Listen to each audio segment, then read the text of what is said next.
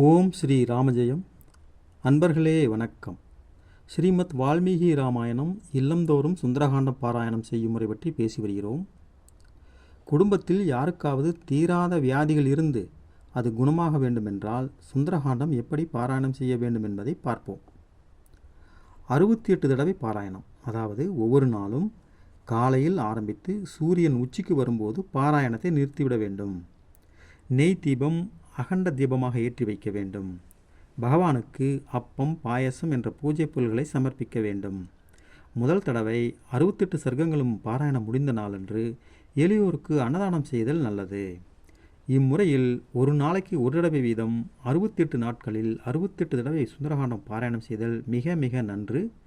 அப்படி முடியவில்லை என்றாலும் 4 மாதங்களில் 68 தடவை பாராயணம் செய்யலாம், அல்லது 6 மாதங்களில் 68 தடவை பாராயணம் செய்தலும் நல்லது. மேலும் இம்முறையில் 68வது தடவை பாராயணம் முடிந்தவுடன் யுத்தகாண்டத்தை 5-6 தினங்களில் முழுமையாக பாராயணம் செய்ய வேண்டும். பாராயணம் முடிந்த நாளன்று ஸ்ரீராமர் பட்டாபிஷேகம் மற்றும் அன்னதானம் முதலியவைகளை விமர்சையாக செய்தல் நல்லது.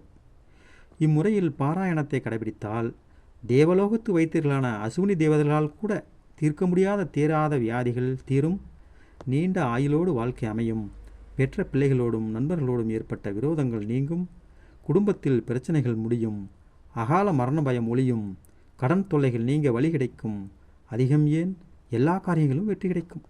இம்முறையில் சுந்தரகாண்டத்தை 68 தடவை பாராயணம் செய்பவருடன் ஸ்ரீராமர் சுக்ரீவனுடன் பேசியது போல் அன்புடன் நம்முடன் பேசுவது போன்ற அனுபவம் கிடைக்கும் என ஸ்ரீ வாயுபுராணத்தைச் சேர்ந்த உமா சம்ஹிதையில் சொல்லப்பட்டுள்ளதாக பெரியோர்கள் அருளியுள்ளனர்.